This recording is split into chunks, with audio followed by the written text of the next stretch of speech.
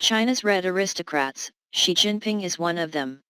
Source: Desmond Shum on how Xi Jinping beat down China's red aristocrats. The red aristocrats of modern communist China behave very similar to the aristocrats' blue blood clan of the medieval Western world. This elite group is distinguished by genetic blood. They include the descendants of revolutionaries who fought alongside Mao Zedong and the children of leader of China after the Communist Party took over in 1949. Because of their high social status, these red aristocrats are sometimes called crown princes, enjoying privileged access and influence. Influence in every aspect of Chinese society. Their awareness of their status can sometimes give them a sense of aristocratic duty. This is an extremely exclusive group, and the most representative its name is Xi Jinping, General Secretary of the Communist Party of China and President. As the son of Xi Zhongxun, a member of the generation of Maoists, Mr. Normal Society right from birth, most likely he was born in a special ward of a hospital in Beijing reserved for party leaders. He grew up in a ward reserved for senior figure in the party. He was admitted to Tsinghua University not because of his achievements but because of his background. Mr. Xi began his political career as a secretary to a leader in the Central Military Commission, a dream position for someone who had not shown any talent and ability. He later continued to be carefully prepared by the Central Organizing Committee, again because of his bloodline, and rose steadily in the ranks of the party. Power must be handed over to our children and grandchildren, otherwise, our graves will be dug up in the future, former Deputy Prime Minister Tran Van once told Deng Xiaoping after the 1989 Tiananmen massacre.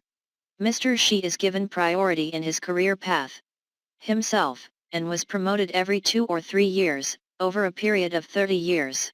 For a normal officer, being promoted every 5 years is already very lucky. On Mr. Xi's path to the party's highest leadership role, the red aristocracy was his strongest support. However, the relationship became complicated after he came to power in 2012. And with subsequent efforts to consolidate control. In the past, there was tacit power sharing between famous red families.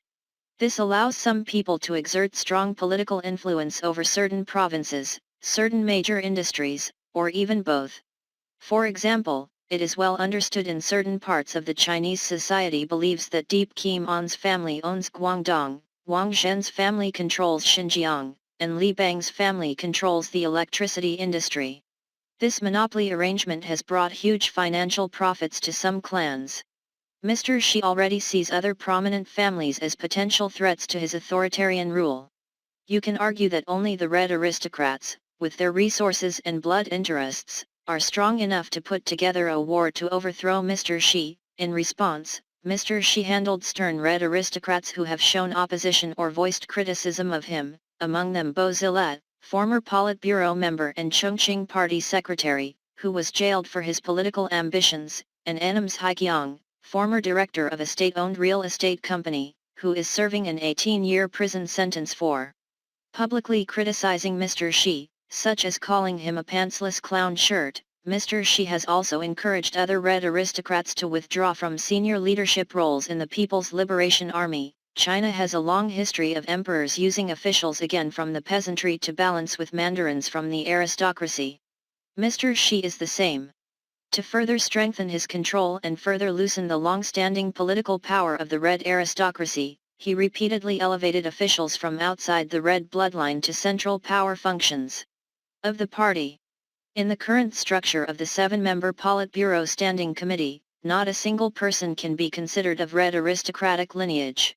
This has never happened before. In addition to losing political privileges, the red aristocracy has also suffered significant economic losses under Mr. Xi. As China's major property owners, the red aristocracy has suffered some of the heavy losses suffered by Chinese stocks in recent years. The wealth that the red families have accumulated in recent decades, both at home and abroad, is an important part of their power. Money kept abroad is also insurance for them if things don't go well in China. So how Mr. Xi chooses to handle those assets, and the extent to which he is willing to confiscate them to keep the red aristocrats in line, is of great importance to them. The confiscation of property is like a fish siege to depose politically powerful or financially influential.